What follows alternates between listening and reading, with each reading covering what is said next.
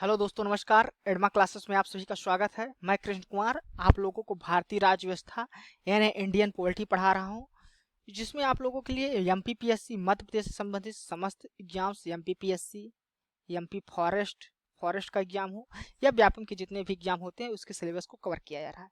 साथ ही साथ यदि आप लोग सिविल सेवा की तैयारी कर रहे हैं या किसी भी स्टेट्स के हो, चाहे यूपी पीसीएस की तैयारी कर रहे हो, यूपी पीसीएस, छत्तीसगढ़ पीसीएस, ठीक, पीसीएस या बिहार पीसीएस, उसके लिए भी फायदेमंद रहने वाला है। साथ ही साथ यदि आप लोग यूपीएससी की तैयारी कर रहे हैं तो उसके प्रारंभिक परीक्षा के लिए यह मेरा कोर्स मददगार साबित रहेगा। तो ये इसलिए आप लोग इस कोर्स को जरूर ज्वाइन कर लें। साथ ही साथ हमारे इस वीडियो को लाइक कर दीजिएगा और हमारे इस चैनल को सब्सक्राइब कर लीजिए, क्योंकि यहाँ पर भारतीय राज्य व्यवस्था का लगभग कंप्लीट सिलेबस काफ़ी अच्छे से कवर किया जा रहा है। आइए शुरू करते हैं आज का लेक्चर। सबसे पहले मैं आपको बता देना चाहता हूं कि एमपी एडमा क्लासेस जो है तो हमारा वो एमपीपीएससी के लिए हिंदी माध्यम में रोजाना क्लासेस चलाता है, जिसमें आप लोग सुबह 8 बजे से मध्य प्रदेश का जीके पढ़ सकते हैं। इसमें मध्य प्रदेश से संबंधित समस्त जीके, चाहे इतिहास, भूगोल, यहाँ का राजनीति शास्त्र, पर्यावरण, यानी करंट अफेयर्स को लेते हुए हर चीज कवर की जाती है। तो आप लोग सुबह 8 बजे देशांत सर से मध्य प्रदेश का जीके जरूर करें। साथ ही साथ आप लोग सुबह 9 बजे कर सकते हैं भूगोल सर की क्लास, जो आप लोग को मैप्स और ट्रिक्स के माध्यम से आपको हर एक चीज कहाँ कौन सी चीज उपलब्ध है मैप के द्वारा वो आपको बताते हैं और आपको याद करने में वो चीजें आसानी होंगी। तो इसलिए आप लोग सुबह 9 बजे भूगोल की क्लास भी करिए। 10 बजे हमारी क्लास राज व्यवस्था की चलती है, उसको आप लोग कर ही रहे हैं। साथ ही साथ आप लोग एप्टीट्यूड की क्लास 30 बजे से कर सकते हैं। एप्टीट्यूड का जो तो प्रारंभिक परीक्षा में आपको क्वालिफाई करने के लिए एक महत्वपूर्ण भूमिका निभाता है, तो इसलिए एप्टीट्यूड भी आपको थोड़ा बहुत आना चाहिए, क्योंकि जीएस पढ़ते पढ़ते हम लोग मैथ की थोड़ा बहुत सवाल है यदि हमारा डाउन हो जाता है, कमज़ोर हो जाता है, यदि एप्टीट्यूड की वजह से बाहर होते हैं तो हमें काफ़ी पछताना पड़ता है फिर। इसलिए जो है तो एप्टीट्यूड की क्लास भी आप लोग 3 बजे से कर सकते हैं। तो ये टाइम टेबल नोट कर लीजिए और इसको आप लोग स्क्रीनशॉट लेना चाहें ले सकते हैं, तो इस हिसाब से अपना टाइम के अनुसार क्लास करिए।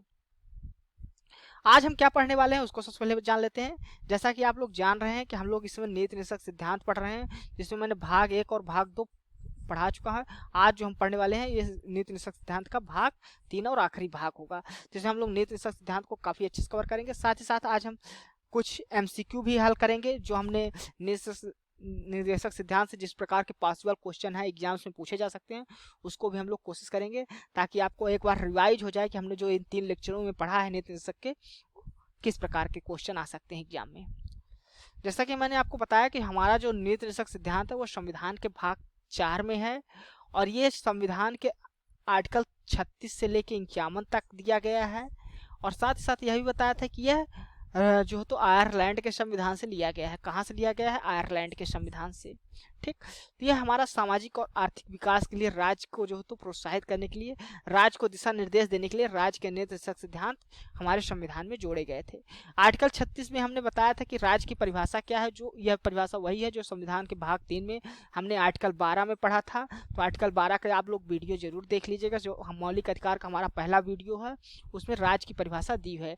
राज्य वह होता है जो भारत सरकार के द्वारा जो है तो वित्त पोषित हो या सरकार के द्वारा उसका शासन चलाया जाता हो, फिर चाहे वो पंचायत हो, नगर पालिका हो, रेलवे हो, ओएनजीसी जैसे सरकारी कंपनियां हो, या राज्य सरकार या केंद्र सरकार, कुछ भी हो, जो चाहे सर्वोच्च न्यायालय ही क्यों ना हो या केंद्रीय कोई शिक्षा के संस्थान हो, वो सभी राज्य के अंतर्गत आते हैं। तो इसमें जो राज्य की डिफिनीशन होगी वो इस तरह है, तो इसको कभी कंफ्यूज मत करिए कि राज्य का मतलब वो होता है कि हमारे उत्तर प्रदेश, मध्य प्रदेश। तो इसलिए राज्य के डिफिनीशन को काफ़ी, जहाँ मैंने जब आर्टिकल 12 पढ़ा तो वहाँ आपको डिटेल से समझाया हूँ। इसके अलावा मैंने इसको ही यह भी बताया था कि जो आर्टिकल 37 होता है, 37 दिया है, वो इसको इस अनुच्छेद को यानी भाग के राज्य को नीति सिद्धांत को न्यायालय में परिवर्तनीय नहीं होंगे, इसके बारे में बात किया है कि आप लोग इसको लेकर न्यायालय में नहीं जा सकते कि हम इसको लागू करने के लिए, ये भी मैंने आपको बताया था। अब आपको मालूम है हमने आर्टिकल 45 तक अपना जो है तो लेक्चर्स पढ़ चुका है। भाग 1 और भाग 2 आप लोग देखेंगे तो उसमें भाग 1 में हमने 36 से लेकर 39 तक कवर किया था, फिर 40 से लेकर आर्टिकल 45 तक हमने भाग 2 में कवर किया है। तो आप लोग वो पुराना वीडियो देख लीजिए, आपको पूरा कंप्लीट निर्देशक सिद्धांत तैयार हो जाएगा। आज हम जो बात करने वाले हैं वो आर्टिकल 46 की बात करना चाहते हैं। आर्टिकल 46 में क्या दिया हो उसको पढ़ते हैं, आइए देखते हैं। अनुसूचित जातियों, अनुसूचित जनजातियों और अन्य दुर्बल वर्गों के शिक्षा एवं अर्थ संबंधी हितों की रक्षा करना है। दो, एक एजुकेशन है, एक इकोनॉमी, दो प्रकार के हितों की रक्षा करना तीन वर्गों के लिए, अनुसूचित जाति, अनुसूचित जनजाति और कोई भी अन्य दुर्बल वर्ग है।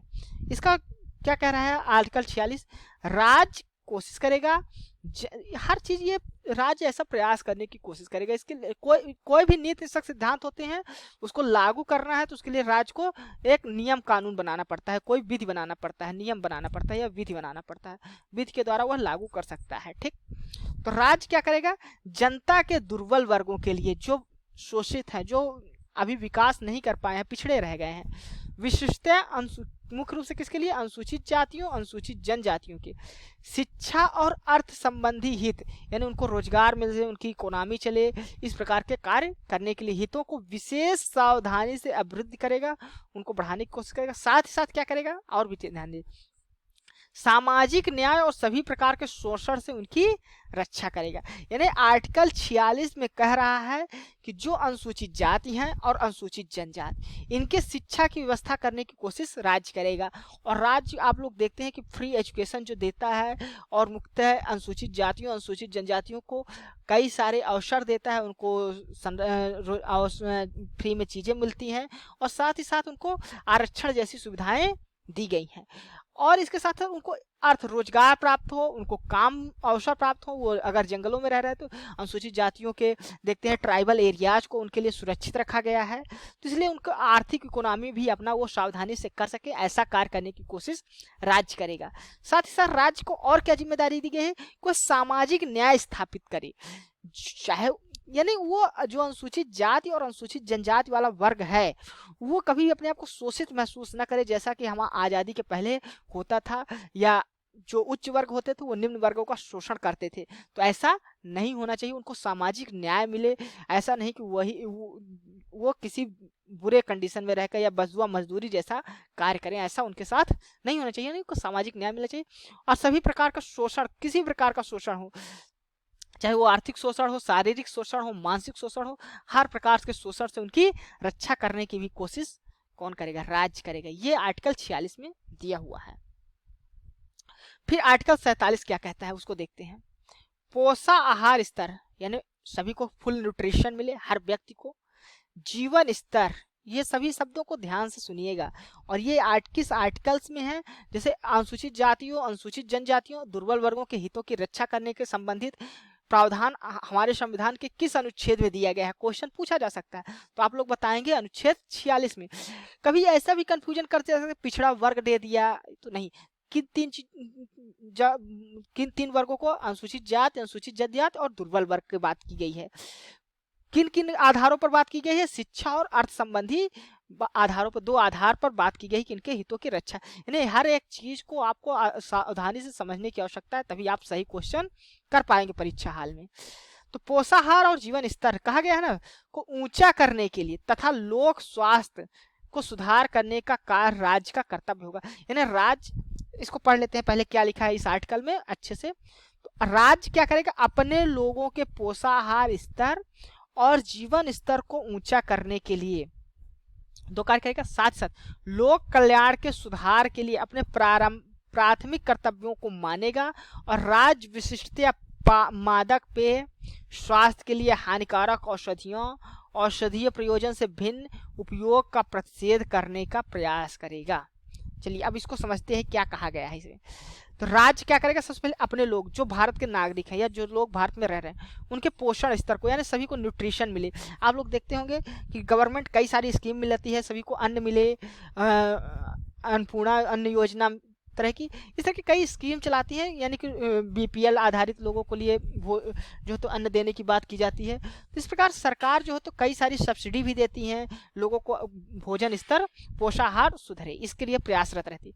साथ ही साथ लोगों का जीवन स्तर को ऊंचा करने के लिए भी कार्य करती है, यानी कि वो अपना जीवन को सुधार सके, एक अच्छा सम्मानजनक जीवन जी सके, उनको बेहतर शिक्षा प्राप्त हो, स्वास्थ्य की सुविधा हो, नौकरियां मिलें, ये तभी तो उसका जीवन स्तर सुधरेगा। तो इस प्रकार का कार्य करने के लिए राज्य हमेशा प्रयासरत रहना चाहिए, राज्य को ऐसा करना चाहिए। साथ ही साथ क्या करना चाहिए राज्य को, लोक स्वास्थ्य को सुधार, यानी देखते हैं आप लोग हर लगभग पंचायत में एक स्वास्थ्य केंद्र होता है, स्वास्थ्य केंद्र बनाने की कोशिश करता है राज्य, लगभग उसकी कोशिश रहती है कि सभी जगह स्वास्थ्य, ताकि बुनियादी जो सुविधा है, लोगों की जो बुनियादी आवश्यकता है उसकी पूर्ति हो सके। इसके लिए वो स्वास्थ्य, लोक स्वास्थ्य के सुधार के लिए प्रारंभिक जो प्राथमिक स्वास्थ्य केंद्र की स्थापना जो तो पंचायतों में, हर पंचायत में करने का सरकार का लक्ष्य है। तो ऐसा कर्तव्य रहेगा राज्य का, और राज्य इसके लिए काफी बखूबी कार्य कर भी रहा है। और भी राज्य की जिम्मेदारी है। राज्य की क्या जिम्मेदारी है? विशिष्टया मादक पेय और स्वास्थ्य के लिए हानिकारक औषधियों को औषधीय प्रयोजन से भिन्न, यदि वह दवाइयों के लिए यूज हो रहा है, स्वास्थ्य के लिए यूज हो रहा है, जैसे आप लोग कोविड-19 में देख रहे हैं कई सारी औषधियों को जो तो उनको औषधीय प्रयोग के लिए ड्रग्स का इस्तेमाल किया जा सकता है। लेकिन औषधीय प्रयोग के अलावा यदि कोई भी व्यक्ति मादक पेय पदार्थ या स्वास्थ्य के लिए हानिकारक कोई भी औषधि ले रहा है तो उसको उपभोग पर रोक लगाने का, प्रतिबंध करने का प्रयास करता है। इसीलिए आप जो देखते हैं बीड़ी, सिगरेट, गुटखा, तंबाकू जो रहते हैं, इनमें सरकार ने, कोर्ट ने कई बार आदेश दिया है कि इसमें लिखा जाए कि यह आपके लिए, स्वास्थ्य के लिए हानिकारक है। आप लोग फिल्मों में भी देखते होंगे, जब कोई भी मदिरा पान या सिगरेट का पान करता है तो वहाँ पर लिख के आ जाता है कि स्वास्थ्य के लिए हानिकारक है। तो ये सभी सरकार की गाइडलाइंस है कि आप लोग, अगर कोई भी ऐसा दृश्य दिखाया जाता है फिल्मों में, तो आप जो तो ऐसा ये ऐड देंगे कि यह स्वास्थ्य के लिए हानिकारक है। साथ ही साथ कोई भी पदार्थ आप खरीदते हैं इस प्रकार के, तो उसमें भी ये ऐड बखूबी दिखाया जाता है कि गुटखा, तंबाकू खाने से कैंसर होता है, यह स्वास्थ्य के लिए हानिकारक है। तो ये जन जागरूकता फैलाने का कार्य कर रहा है। साथ ही साथ राज्य यह भी कोशिश करना चाहिए कि कम से कम लोगों के लिए, कई राज्य देखते हैं कि आप लोग शराबबंदी जैसे मामले उठते रहते हैं, कई राज्य शराबबंदियों में कोशिश करते हैं कि, या जो हानिकारक पदार्थ है उसको जो तो बंद करने के, प्रतिषेध करने की कोशिश राज्य करता है। तो ये राज्य की, क्योंकि ये राज्य के नीति सिद्धांतों में राज्यों को बताया गया है कि ऐसा करने के लिए राज्य कोशिश करेगा। ठीक, तो आर्टिकल 47-48 में क्या क्या चीजें हैं? 48 में जीवन स्तर और पोषाहार और लोक स्वास्थ्य को अच्छा करने की बात कही गई है आर्टिकल 48 में। अब आर्टिकल 47 में कहा गया था, आर्टिकल 48 में क्या कहा गया उसको देखते हैं। कृषि और पशुपालन का संगठन, तो राज्य क्या करेगा? कृषि और पशुपालन को आधुनिक और वैज्ञानिक प्रणालियों से संगठित करने का प्रयास करेगा, यह राज्य की जिम्मेदारी है। और साथ ही साथ विशिष्टतया गायों और बछड़ों, ये ध्यान रखिए, गायों और बछड़ों एवं अन्य दुधारी और वाहक पशुओं की नस्लों के परिरक्षण, उनको रक्षित करने का और सुधार करने के लिए, और उनके वध का प्रतिषेध करने के लिए कदम उठाएगा। तो ये राज्य की कर्तव्य है, राज्य की जिम्मेदारी है कि राज्य जो कृषि और पशुपालन में लगे हुए पशु हैं उनके जगह पर आधुनिक और वैज्ञानिक प्रणाली, यहाँ लिखा है ना, आधुनिक टेक्नोलॉजी, आधुनिक और वैज्ञानिक प्रणाली से संगठित करने का प्रयास करेगा। यानी अब जो कृषि और पशुपालन है इनको आधुनिक रूप से, उनको टेक्नोलॉजी उपलब्ध हो, आधुनिक रूप से उनका पशुपालन हो, उनको अच्छे, और साथ कृषि में जो है तो पशुओं के स्थान पे ये नई नई टेक्नोलॉजी जो आई है, आधुनिक कृषि प्रणाली, उसका इस्तेमाल करने का, उस पर उसका इस्तेमाल व्यक्ति करें, ऐसा राज्य करेगा कि उनको ऐसा करने के लिए प्रोत्साहित दे। इसीलिए देखते हैं कि जो टेक्नोलॉजी होती है कृषि की, इनके लिए राज्य हमेशा सब्सिडी देता है, उनको नई सुविधाएं देता है कि आप जो है तो ऐसा करिए, और राज्य इसके लिए प्रयासरत रहता है। जैसे आप लोग देखते होंगे डीडी किसान चैनल भारत सरकार ने लॉन्च किया है, तो किसानों को जागरूक करने के लिए किया है कि वो कैसे नई टेक्नोलॉजी का इस्तेमाल करके, नई वैज्ञानिक प्रणालियों का इस्तेमाल करके वो अपना कृषि को आगे बढ़ा सकते हैं, और उसके पशुओं का जो प्रयोग होता है उसको कम करें। साथ ही साथ क्या करें, विशिष्टता किन जानवरों की बात कर रहा है? गाय और गाय के बछड़े या कोई भी दुधारी या वाहक पशुओं की नस्लें हैं, उनको भी रक्षा सुरक्षा करने की जिम्मेदारी होगी राज्य की कि ये सुरक्षित रहे। इसीलिए देखते हैं इन पर कई सारे राज्य जो है तो गायों के सुरक्षा के लिए, गायों के संवर्धन के लिए, जैसे उत्तर प्रदेश सरकार ने जो है तो कानून बनाने की कोशिश करती है और इनको गैर कानूनी घोषित करती है यदि ऐसे पशुओं की जो है तो हत्या की जाती है। क्योंकि देखिए आगे लिखा भी गया है, सुधार के लिए उनके वध का प्रतिषेध करने के लिए कदम उठाएगा, यानी इनका वध भी ना हो ऐसा भी करने की कोशिश राज्य करता है। और साथ ही साथ ये देखता है कि जानवरों की तस्करी ना हो। तो ये तो ऐसा नहीं है कि जो जो कानून बनाए जाते हैं राज्य सरकार ऐसे ही दिमाग में आया कानून बनाने, ये सभी को नीति सिद्धांतों में हमारे जो संविधान के निर्माता थे, संविधान को बनाने वाले थे, उनके दिमाग में ये बातें सब पहले से थी और उन्होंने इसको विधिवत हमारे संविधान में लिखा है। तो हर चीज का प्रावधान किया गया है। ठीक, तो ये कृषि और पशुपालन से संबंधित गायों और बछड़ों को संरक्षित करने के लिए या जानवरों को पशुपालन का सुनिश्चित करने के लिए जैसा प्रावधान हमारे संविधान के किस आर्टिकल में है, तो आप लोग याद रखिएगा आर्टिकल 48 में। कृषि को आधुनिक और वैज्ञानिक प्रणालियों में संगठित करने का प्रयास हमारे संविधान के किस आर्टिकल में किया गया है, तो पूछा जाएगा तो आप लोग बताएंगे आर्टिकल 48 में किया गया है। तो ठीक, ये याद रहेगा। अब आगे देखते हैं आर्टिकल 48 का, ये भी हमारा संविधान संशोधन के अनुसार जोड़ा गया है, के आधार पर जोड़ा गया है। ये मूल संविधान में हमारे नहीं था। तो कौन कौन से आर्टिकल हमारे मूल संविधान में नहीं है, मैंने तीनों लेक्चर्स में बता दिया है। तो उसको आप लोग ध्यान रखिएगा, कौन सा आर्टिकल मूल संविधान में है था, कौन सा मूल संविधान में नहीं था, उसको बाद में कॉन्स्टिट्यूशन अमेंडमेंट के द्वारा जोड़ा गया है, क्योंकि यह कहीं भी पूछा जा सकता है एग्जाम में। तो कहता क्या है आर्टिकल का, पर्यावरण का संरक्षण और संवर्धन एवं वन्य जीवों की रक्षा करने के, तो राज्य क्या करेगा, देश के पर्यावरण संरक्षण और संवर्धन का और वन तथा वन्य जीवों की रक्षा करने का प्रयास करेगा।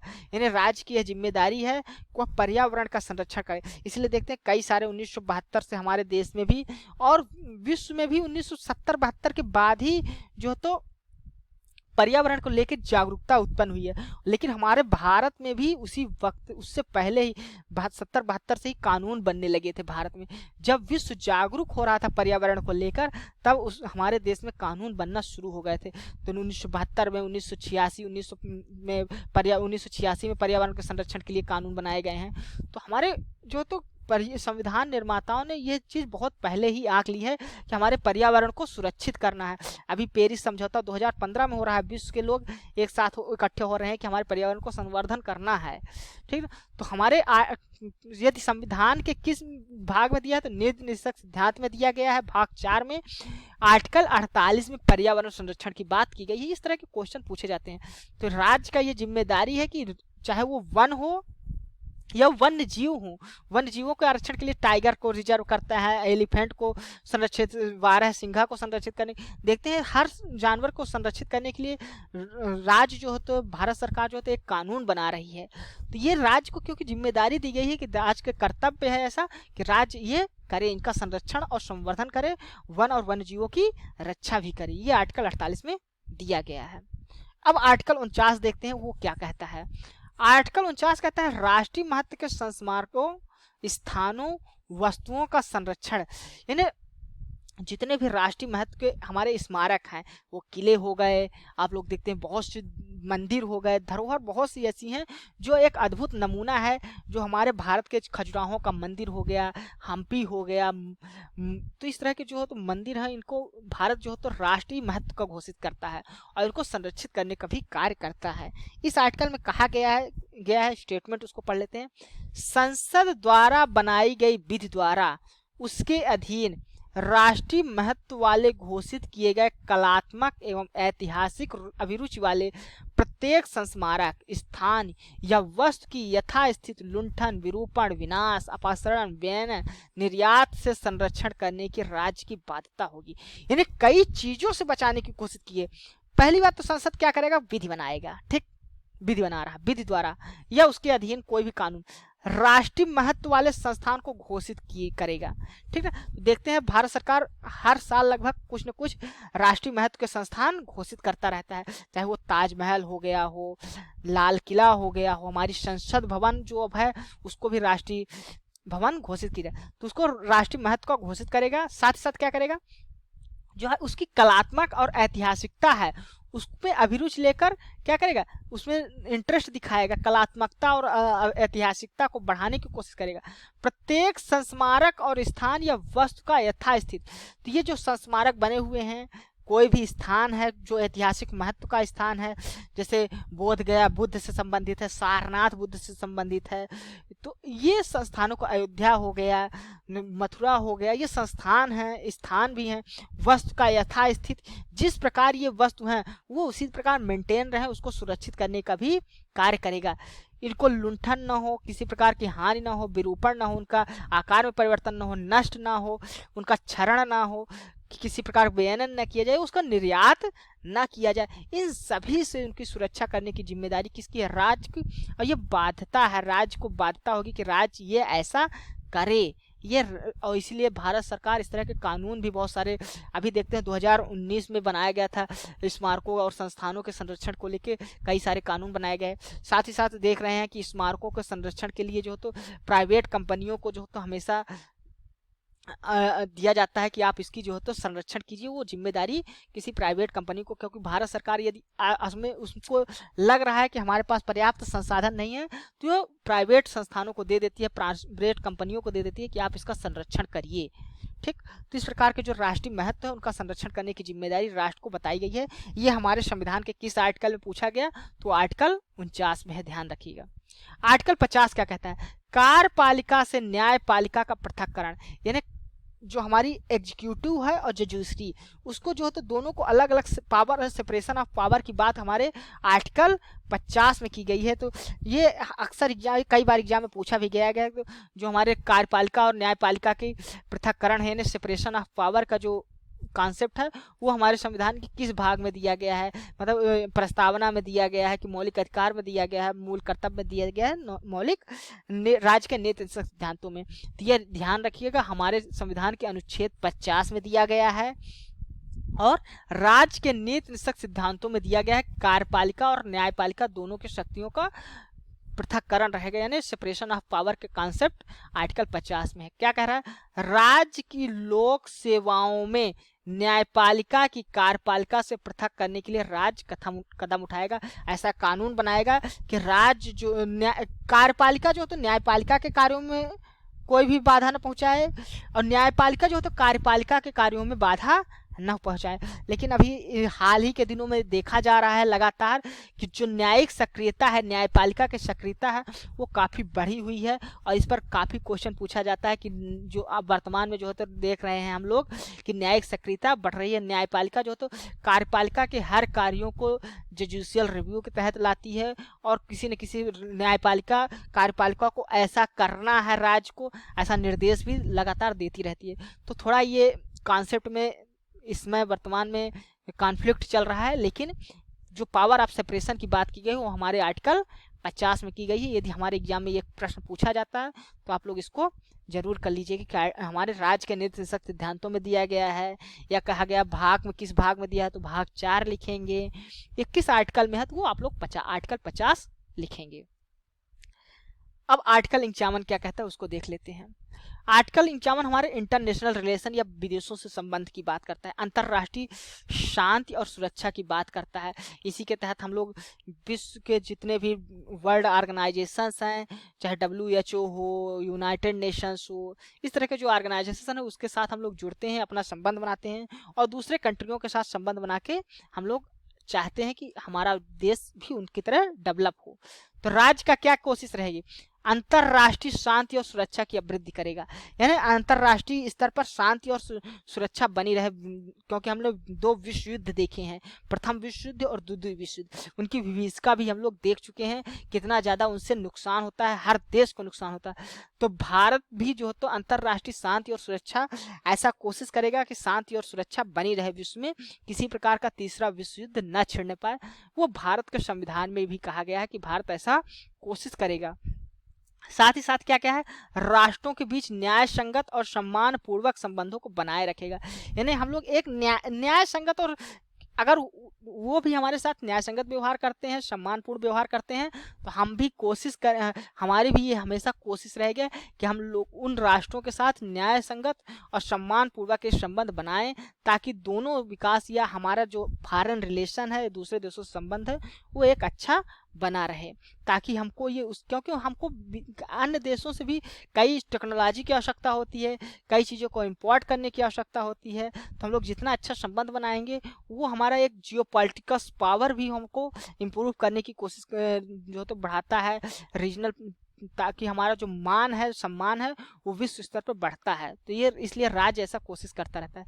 इसका गा क्या कह रहा है, संगठित लोगों को एक दूसरे के व्यवहारों में अंतर्राष्ट्रीय विधि और संधि वैधताओं के प्रति आदर बढ़ाने की, यानी लोग जो है, भारत के लोग हैं, यदि कोई भारत सरकार ने किसी अंतर्राष्ट्रीय कानून के तहत या कोई संधि की है किसी देश से, तो उसको जो है तो आदर करे, उसके प्रति लोग, भारत के लोगों में भी आदर और सम्मान हो। ऐसा जो है तो भारत का राज्य कोशिश करेगा कि ऐसा जो है तो यहाँ का विकास, लोगों को ऐसा कोशिश किया जाए कि ऐसा लोग करें कि भारत दूसरे देशों का आदर भी करे। जो हमारी अंतर्राष्ट्रीय विधि है, जो कानून, हम किसी कानून में, जैसे पर्यावरण संरक्षण को लेके हम लोग कई सारे कानून पे, समुद्र के कानून बनाते हैं, या सुरक्षा, न्यूक्लियर से संबंधित कानून है, उनको भी हम लोग लागू करने की, यानी हमारे जो भारत के लोग हैं वो उसके प्रति आदर रहें। ठीक करें। अगला क्या है, अंतर्राष्ट्रीय विवादों के मध्यस्थ द्वारा निपटाने के लिए प्रोत्साहन देने का भी प्रयास राज्य करेगा। यानी कि जो कोई भी अंतर्राष्ट्रीय, चाहे वो भारत पाकिस्तान का विवाद हो, भारत चाइना का विवाद हो, या अन्य अंतर्राष्ट्रीय दो देशों के बीच यदि विवाद चल रहा है, तो भारत कोशिश करेगा कि वो ये सभी मामले मध्यस्थता के मामले के द्वारा निपटाए जाएं। इनमें ऐसा ना हो कि हम लोग युद्ध के द्वारा निपटाने की बात नहीं करता, भारत बात करता है कि इसको मध्यस्थता के द्वारा निपटा लिया जाए। ठीक। अब हम लोग थोड़ा देख लेते हैं कि जो हमने राज्य के नीति सिद्धांत पढ़े हैं उससे हमने कितना सीखा है। इसके लिए हम लोग मैं कुछ MCQ यहाँ पर रखा हूँ, आइए उसको सॉल्व करते हैं। भारतीय संविधान में राज्य के नीति निषेध तत्व ग्रहण किए गए हैं। बताना है किस देश से ग्रहण किए हैं, ब्रिटेन से, आयरलैंड से, सोवियत संघ से, या फ्रांस से। तो आपको बताना है किस देश के संविधान से ग्रहण किए गए हैं। तो ये आयरलैंड के संविधान से ग्रहण किया गया है, हमने आपको बताया है। ठीक। यदि आप लोग लेक्चर ध्यान से सुने होंगे तो इसका भी जो मैंने बताया था कि राज्य के नीति सिद्धांत का उल्लेख भारतीय संविधान के किस भाग में है, तो आप लेक्चर सुन रहे होंगे तो हमने पहले ही बता दिया है कि भाग 4 में जो तो राज्य के नीति सिद्धांतों के बारे में बात की गई है। अगला क्या है, भारतीय संविधान के किस अनुच्छेद से में राज्य के नीति सिद्धांतों का उल्लेख किया गया है। तो ये भी आप लोग हमारा लेक्चर ध्यान से सुने होंगे तो बता देंगे कि अनुच्छेद 36 से लेके अनुच्छेद 51 तक में राज्य के नीति सिद्धांत दिए हुए। ये सरल सरल क्वेश्चन आप लोगों के लिए लाए हैं ताकि आपको पता रहे कि हमने कितना पढ़ा है। फिर क्या है, चौथा क्वेश्चन, संविधान में राज्य के नीति तत्वों को शामिल करने के पीछे क्या उद्देश्य था। क्यों जो है तो संविधान में राज्य के नीति सिद्धांत शामिल किए गए हैं। राजनीतिक लोकतंत्र की स्थापना, सामाजिक लोकतंत्र, सामाजिक आर्थिक लोकतंत्र, गांधीवादी आदर्शों के अनुरूप लोकतंत्र की स्थापना।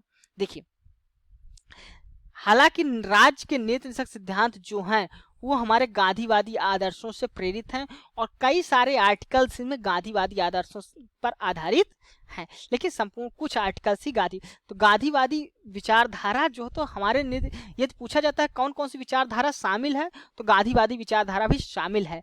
लेकिन राज्य ने नीति सिद्धांतों को शामिल करने के पीछे उद्देश्य क्या था, किस उद्देश्य, तो ये विचारधारा, इनके आदर्श को हमने शामिल किया, लेकिन जो राज्य का उद्देश्य था वो क्या था उसको जान लेना समाज। तो वो था, राज्य का उद्देश्य था सामाजिक और आर्थिक लोकतंत्र की स्थापना हो सके। इसलिए जो तो राज्य ने, भारत सरकार ने, संविधान निर्माताओं ने राज्य के नीति सिद्धांत भारत के संविधान में डाले हैं। तो किस लिए डाला था, सामाजिक और आर्थिक लोकतंत्र की स्थापना के लिए। ये आपको याद रखना है। ठीक। तो धन्यवाद हमारा वीडियो देखने के लिए। यदि आपको हमारा वीडियो पसंद आया है तो आप इसको लाइक कर दीजिए, हमारे इस चैनल को सब्सक्राइब कर लीजिए, साथ ही साथ बेल आइकन को भी दबा दीजिए ताकि जो हमारी आगे आने वाली वीडियोज हैं वो आपको मिल सके। इसके साथ साथ आप लोग एडमा क्लासेस के इंस्टाग्राम, टेलीग्राम और फेसबुक चैनल से भी, ग्रुप से भी, सोशल मीडिया ग्रुप से जुड़ सकते हैं। इसका डिस्क्रिप्शन बॉक्स में लिंक दिया हुआ है। टेलीग्राम ग्रुप से आप लोग जरूर जुड़ जाइए क्योंकि यहाँ जो तो इस लेक्चर की PDF उपलब्ध कराई जाती है, साथ ही साथ MCQ कराए जाते हैं। MCQ हमारे विषय विशेषज्ञ वहाँ पर डेली डालते हैं, तो आप लोग उन MCQ को करिए, वह आपको प्रारंभिक परीक्षा को पास करने में बहुत ही मदद करने वाले होंगे। तो आपको इसके साथ साथ मैं आप लोगों को एक चीज़ और बता देता हूँ कि एडमा क्लासेस का जो तो ऐप भी गूगल प्ले स्टोर पर लॉन्च हो चुका है। तो प्ले स्टोर पर, गूगल प्ले स्टोर पर जाएंगे आप लोग तो वहाँ एडमा क्लास का, अगर एडमा सर्च करेंगे एडमा का ऐप तो आपको मिल जाएगा, उसको आप लोग डाउनलोड कर लीजिए क्योंकि वहाँ पर हमारे टेस्ट सीरीज हैं, जो कोर्स के टेस्ट सीरीज वहाँ पर डेली चलाई जाती हैं। तो वो टेस्ट सीरीज को आप लोग करिए, हल करिए। कुछ फ्री में भी उपलब्ध है और कुछ के लिए आपको पैड भी कोर्स टेस्ट सीरीज हैं। तो आप लोग ये पैड भी लेना चाहेंगे तो वो भी मिल जाएगा, लेकिन वहाँ पर फ्री में भी दिया हुआ है ताकि आप लोग अभ्यास कर सकें। तो धन्यवाद हमारा लेक्चर ध्यान से सुनने के लिए। आप लोग इसको सब्सक्राइब जरूर कर लीजिएगा। Thank you.